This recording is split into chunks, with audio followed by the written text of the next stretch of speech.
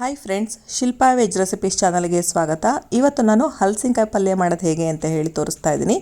ಸಮ್ಮರ್ನಲ್ಲಿ ಅಂದರೆ ಬೇಸಿಗೆಯಲ್ಲಿ ಸಾಮಾನ್ಯವಾಗಿ ಎಲ್ಲರೂ ಕೂಡ ಹಲಸಿನಕಾಯಿ ಪಲ್ಯ, ಹಲಸಿನಕಾಯಿ ಸಾಂಬಾರೆಲ್ಲ ಕೂಡ ಮಾಡ್ತಾರೆ. ಹಾಗೆ ನಾನು ಕೂಡ ನನ್ನ ಒಂದು ರೀತಿಯಲ್ಲಿ ಇವತ್ತು ಹಲಸಿನಕಾಯಿ ಪಲ್ಯ ಮಾಡ್ತಾ ಇದ್ದೀನಿ. ಬನ್ನಿ ಹಾಗಿದ್ರೆ ಹೇಗೆ ಮಾಡೋದು ನೋಡೋಣ. ಫಸ್ಟು ಚಾಕುಗೆ ಎಣ್ಣೆ ಹಚ್ಕೊಳ್ತಾ ಇದ್ದೀನಿ. ಸ್ವಲ್ಪ ನೀರು ಇಟ್ಕೊಂಡಿದ್ದೀನಿ, ಅದಕ್ಕೆ ಕೂಡ ಎಣ್ಣೆ ಹಾಕಿದ್ದೀನಿ. ಮತ್ತು ಕೈ ಕೂಡ ಅಷ್ಟೇ ಎಣ್ಣೆ ಹಚ್ಕೊಳ್ತಾ ಇದ್ದೀನಿ. ನಾವು ಹಲಸಿನಕಾಯಿನ ಕಟ್ ಮಾಡಿದಾಗ ಅದರಲ್ಲಿ ಮೇಣ ಬರುತ್ತೆ. ಆ ಮೇಣ ನಮ್ಮ ಕೈಗೆಲ್ಲ ಅಂಟಬಾರ್ದು ಅಂತ ನಾವಿಲ್ಲಿ ಎಣ್ಣೆನ ಹಚ್ಕೊಳ್ಬೇಕಾಗತ್ತೆ. ಈಗ ಈ ಮೇಣನ ನಾವು ತೆಂಗಿನ ನಾರು ಅಥವಾ ಗುಂಜನ್ನು ಬಳಸ್ಕೊಂಡು ಈ ಮೇಣನ ಕ್ಲೀನ್ ಮಾಡ್ಕೊಳ್ಬೇಕು. ತೆಂಗಿನ ಗುಂಜಲ್ಲಿ ಈ ರೀತಿ ಕ್ಲೀನ್ ಮಾಡ್ಕೊಳ್ಳೋದ್ರಿಂದ ಕಂಪ್ಲೀಟಾಗಿ ಮೇಣ ಎಲ್ಲ ಇದಕ್ಕೆ ಅಂಟ್ಕೊಳ್ಳುತ್ತೆ. ಸೊ ಹಾಗಾಗಿ ನಮ್ಮ ಕೈಗೆ ಅಂಟ್ಕೊಳ್ಳೋದಿಲ್ಲ. ಈಗ ನೆಕ್ಸ್ಟು ಸೈಡ್ಸ್ನ ಕೂಡ ಕಟ್ ಮಾಡ್ಕೊಳ್ತಾ ಇದ್ದೀನಿ. ಆಲ್ರೆಡಿ ಹಲಸಿನಕಾಯಿಂದ ಸುಮಾರಷ್ಟು ರೆಸಿಪಿಗಳನ್ನು ಈಗಾಗಲೇ ಅಪ್ಲೋಡ್ ಮಾಡಿದ್ದೀನಿ.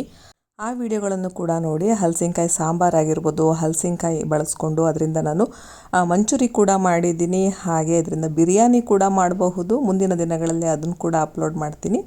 ಈಗ ಕಂಪ್ಲೀಟಾಗಿ ಮೇಣನ ನಾನು ತೆಂಗಿನ ಗುಂಜನ್ನು ಬಳಸ್ಕೊಂಡು ಕ್ಲೀನ್ ಮಾಡ್ಕೊಂಡಾದಮೇಲೆ ಈ ಸೈಡ್ ಹಾರ್ಡ್ ಪಾರ್ಟ್ ಇರುತ್ತಲ್ಲ, ಸಿಪ್ಪೆ, ಅದನ್ನು ತೆಗಿಬೇಕಾಗತ್ತೆ. ಚಾಕುಗಿಂತ ನಾವು ಇಳಿಗೆ ಮಣೆ ಅಂತ ಬರುತ್ತಲ್ಲ, ಅದರಲ್ಲಿ ಮಾಡಿದ್ರೆ ಬೇಗ ಫಾಸ್ಟಾಗಿ ಆಗುತ್ತೆ. ಚಾಕುವಲ್ಲಿ ಸ್ವಲ್ಪ ಕಷ್ಟ. ಶಾರ್ಪಾಗಿರೋವಂತಹ ಚಾಕುನ ತಗೊಂಡು ಹಲಸಿನಕಾಯಿನ ಕಟ್ ಮಾಡ್ಕೊಳ್ಬೇಕು.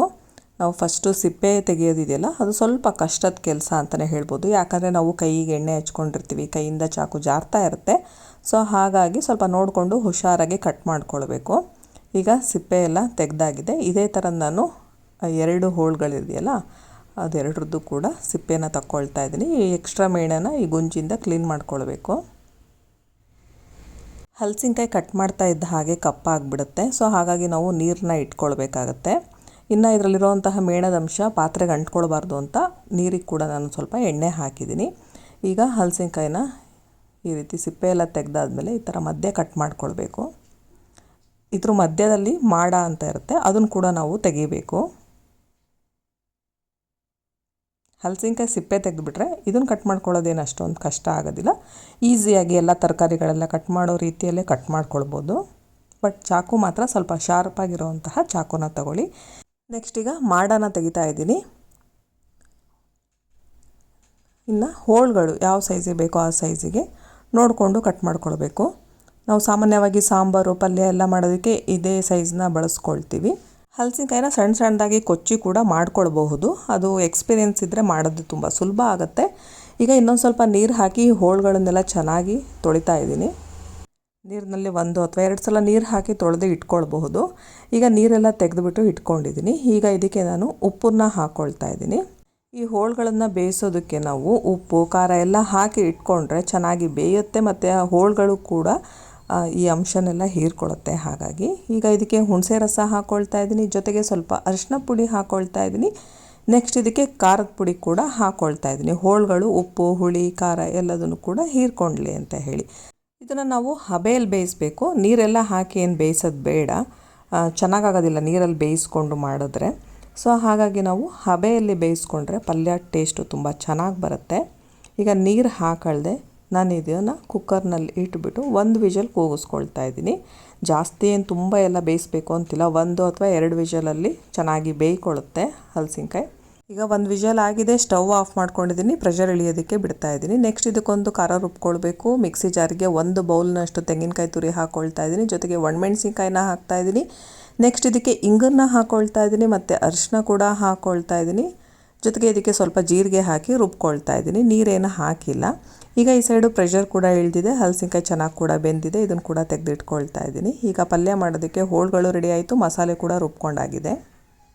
ಹೋಳುಗಳು ಸ್ವಲ್ಪ ದೊಡ್ಡದಾಗಿರೋದ್ರಿಂದ ನಾನು ಈ ರೀತಿ ಹೋಳುಗಳನ್ನು ಕೈಯಲ್ಲಿ ಈ ರೀತಿ ಪ್ರೆಸ್ ಮಾಡ್ಕೊಳ್ತಾ ಇದ್ದೀನಿ. ಚೆನ್ನಾಗಿ ಬಿಡಿಸ್ಕೊಳ್ಳುತ್ತೆ ನೋಡ್ಬೋದು. ಅಥವಾ ನಿಮಗೆ ಕೈಯಲ್ಲಿ ಪ್ರೆಸ್ ಮಾಡ್ಕೊಳೋದಕ್ಕೆ ಕಷ್ಟ ಆಗುತ್ತೆ ಅನ್ನೋದಾದರೆ, ಈ ರೀತಿ ಕೈಯಲ್ಲಿ ಪ್ರೆಸ್ ಮಾಡೋದಕ್ಕೆ ನಿಮಗೆ ಕಷ್ಟ ಅನಿಸುತ್ತೆ ಅನ್ನೋದಾದರೆ ಮಿಕ್ಸಿ ಜಾರಿಗೆ ಹಾಕಿ 1 ರೌಂಡು ರುಬ್ಕೊಂಡು ಕೂಡ ಮಾಡ್ಕೊಳ್ಬೋದು. ಹಲಸಿನಕಾಯಿ ಪಲ್ಯದ ರೆಸಿಪಿ ಆಲ್ರೆಡಿ ಅಪ್ಲೋಡ್ ಮಾಡಿದ್ದೀನಿ. ಅದರಲ್ಲಿ ನಾನು ಮಿಕ್ಸಿ ಜಾರಿಗೆ ಹಾಕಿ ಹೇಗೆ ಅದನ್ನು ಮಾಡ್ಕೊಳ್ಳೋದು ಪಲ್ಯನ ಅಂತ ಹೇಳಿ ತೋರಿಸಿದ್ದೀನಿ. ಅದನ್ನು ಕೂಡ ನೋಡಿ. ಈಗ ನಾನು ಕೈಯಲ್ಲೇ ಬಿಡಿಸ್ಕೊಳ್ತಾ ಇದ್ದೀನಿ. ಇಲ್ಲ ಅನ್ನೋದಾದರೆ ಚಾಕುನ ತೊಗೊಂಡು ಈ ರೀತಿ ಸಣ್ಣ ಸಣ್ಣದಾಗಿ ಕಟ್ ಮಾಡ್ಕೊಳ್ತಾ ಹೋಗ್ಬೋದು. ಇದು ಕೂಡ ಈಸಿ ಮೆಥಡೆ. ನಿಮಗೆ ಯಾವುದು ಬೇಗ ಅನಿಸುತ್ತೆ ಅಥವಾ ಫಾಸ್ಟಾಗಿ ಮಾಡ್ಕೊಳ್ಬೋದು, ಈಸಿ ಅನಿಸುತ್ತೆ, ಆ ಮೆಥಡನ್ನ ಫಾಲೋ ಮಾಡಿ. ನಾನು ಇದನ್ನು ಇವತ್ತು ಅನ್ನದ ಜೊತೆ ಸೈಡ್ ಡಿಶ್ ಆಗಿ ಬಳಸ್ತಾ ಇರೋದ್ರಿಂದ ತುಂಬ ಸಣ್ಣಕ್ಕೇನು ಮಾಡ್ಕೊಳ್ತಾ ಇಲ್ಲ. ಈಗ ಇದೇ ರೀತಿ ನಾನು ಚೆನ್ನಾಗಿ ಬಿಡಿಸಿ ಇಟ್ಕೊಂಡಿದ್ದೀನಿ. ಈಗ ನೆಕ್ಸ್ಟು ಪಲ್ಯ ಮಾಡೋದಕ್ಕೆ ಬಾಣಲೆಗೆ ನಾನು ಕೊಬ್ಬರಿ ಎಣ್ಣೆ ಬಳಸ್ಕೊಳ್ತಾ ಇದ್ದೀನಿ. ಕೊಬ್ಬರಿ ಎಣ್ಣೆ ಒಳ್ಳೆ ಫ್ಲೇವರ್ ಕೊಡುತ್ತೆ, ತುಂಬ ರುಚಿ ಕೂಡ ಆಗುತ್ತೆ. ಈಗ ನೆಕ್ಸ್ಟ್ ಇದಕ್ಕೆ ಸಾಸಿವೆ ಹಾಕ್ಕೊಳ್ತಾ ಇದ್ದೀನಿ. ನೆಕ್ಸ್ಟು ಕಡಲೆಬೇಳೆ ಉದ್ದಿನಬೇಳೆನ ಹಾಕ್ಕೊಳ್ತಾ ಇದ್ದೀನಿ. ನೆಕ್ಸ್ಟ್ ಇದಕ್ಕೆ ಕರಿಬೇವನ್ನ ಕೂಡ ಹಾಕ್ಕೊಳ್ತಾ ಇದ್ದೀನಿ. ಈಗ ಇದಿಷ್ಟನ್ನು ಎಣ್ಣೆಯಲ್ಲಿ ಫ್ರೈ ಮಾಡ್ಕೊಳ್ಬೇಕು, ಸಾಸಿವೆ ಚಟಪಟ ಅನ್ನಬೇಕು. ನೆಕ್ಸ್ಟ್ ಈಗ ಹಲಸಿನಕಾಯಿ ಹೋಳನ್ನ ಹಾಕ್ಕೊಳ್ತಾ ಇದ್ದೀನಿ. ಈಗ ಇದನ್ನು ಮಿಕ್ಸ್ ಮಾಡ್ಕೊಳ್ತಾ ಇದ್ದೀನಿ. ಎಣ್ಣೆ ಜೊತೆ ಮತ್ತೆ ಸ್ವಲ್ಪ ಫ್ರೈ ಮಾಡ್ಕೊಳ್ಬೇಕು. ಈಗ ಇದಕ್ಕೆ ಸ್ವಲ್ಪ ಉಪ್ಪನ್ನು ಹಾಕ್ಕೊಂಡು ಮಿಕ್ಸ್ ಮಾಡ್ಕೊಳ್ತಾ ಇದ್ದೀನಿ. ಆಲ್ರೆಡಿ ಹೋಳನ್ನ ಬೇಯಿಸುವಾಗ ಉಪ್ಪನ್ನು ಹಾಕಿದ್ದೆ, ಉಪ್ಪನ್ನು ನೋಡಿಕೊಂಡು ಹಾಕ್ಕೊಳ್ಬೇಕಾಗತ್ತೆ. ಉಪ್ಪು ಹಾಕಿ ಎಣ್ಣೆಯಲ್ಲಿ ಚೆನ್ನಾಗಿ ಹಲಸಿನಕಾಯಿ ಹೋಳನ್ನು ಬೇಯಿಸ್ಕೊಂಡಾದಮೇಲೆ ನಾನು ಇದಕ್ಕೆ ರುಬ್ಬಿರೋ ಅಂತಹ ಖಾರನ ಹಾಕ್ಕೊಳ್ತಾ ಇದ್ದೀನಿ. ಹಲಸಿನಕಾಯಿ ಹೆಚ್ಕೊಳ್ಳೋದೊಂದು ಕಷ್ಟ ಅನ್ನೋದು ಬಿಟ್ಟರೆ ಹಲಸಿನಕಾಯಿ ಪಲ್ಯನ ತುಂಬ ಸುಲಭವಾಗಿ ಮಾಡ್ಬೋದು, ತುಂಬ ರುಚಿ ಕೂಡ ಇರುತ್ತೆ. ನೆಕ್ಸ್ಟ್ ಈಗ ಇದಕ್ಕೆ ನಾನು ಸ್ವಲ್ಪ ಬೆಲ್ಲ ಹಾಕ್ಕೊಳ್ತಾ ಇದ್ದೀನಿ, ಜೊತೆಗೆ ಹುಣಸೆ ರಸ ಕೂಡ ಹಾಕ್ಕೊಳ್ತಾ ಇದ್ದೀನಿ. ಈಗ ಇದಿಷ್ಟನ್ನು ಹಾಕಿದ್ಮೇಲೆ ಮಿಕ್ಸ್ ಮಾಡಿ ಚೆನ್ನಾಗಿ ಖಾರ ಉಪ್ಪು ಹುಳಿ ಎಲ್ಲ ಹೊಂದೋ ರೀತಿಯಲ್ಲಿ ಬೇಯಿಸ್ಕೋಬೇಕು. ನೆಕ್ಸ್ಟ್ ಇದಕ್ಕೆ ಸ್ವಲ್ಪ ನೀರು ಹಾಕ್ಕೊಳ್ತಾ ಇದ್ದೀನಿ. ಜಾಸ್ತಿ ಏನು ಬೇಡ, ಒಂದು ಅರ್ಧ ಲೋಟದಷ್ಟು ಹಾಕಿದ್ರೆ ಸಾಕು. ಮತ್ತು ಕೊನೆಯಲ್ಲಿ ನಾನಿಲ್ಲಿ ಸ್ವಲ್ಪ ಗರಂ ಮಸಾಲ ಹಾಕ್ತಾಯಿದ್ದೀನಿ. ಈಗ ಇದನ್ನು ಮಿಕ್ಸ್ ಮಾಡಿಕೊಂಡು ಬೇಯಿಸ್ಕೊಳ್ತಾ ಇದ್ದೀನಿ. ನಂತರ ಕೊನೆಯಲ್ಲಿ ಸ್ವಲ್ಪ ಕೊತ್ತಂಬರಿ ಸೊಪ್ಪನ್ನು ಹಾಕಿ ಮಿಕ್ಸ್ ಮಾಡಿಕೊಂಡ್ರೆ ರುಚಿಯಾಗಿರುವಂತಹ ಹಲಸಿನಕಾಯಿ ಪಲ್ಯ ರೆಡಿಯಾಗುತ್ತೆ. ನಾವಿದನ್ನು ಅನ್ನದ ಜೊತೆ ಸೈಡ್ ಡಿಶ್ ಆಗಿ ಕೂಡ ಬಳಸ್ಬೋದು, ಅಥವಾ ಬಿಸಿ ಬಿಸಿ ಅನ್ನಕ್ಕೆ ಹಾಗೆ ಕಲ್ಸ್ಕೊಂಡು ಕೂಡ ತಿನ್ಬೋದು, ಚಪಾತಿ ಜೊತೆ ತಿನ್ಬೋದು, ರೊಟ್ಟಿ ಜೊತೆ ತಿನ್ಬೋದು. ತುಂಬ ರುಚಿಯಾಗಿರುವಂತಹ ಪಲ್ಯ. ನೀವು ಕೂಡ ಒಮ್ಮೆ ಮಿಸ್ ಮಾಡದೆ ಈ ರೀತಿ ಪಲ್ಯನ ಟ್ರೈ ಮಾಡಿ. ನಿಮಗೆಲ್ಲ ಈ ವಿಡಿಯೋ ಇಷ್ಟ ಆಯಿತು ಅನ್ನೋದಾದರೆ ಲೈಕ್ ಮಾಡಿ, ಶೇರ್ ಮಾಡಿ ಹಾಗೂ ಸಬ್ಸ್ಕ್ರೈಬ್ ಮಾಡಿ. Thank you friends.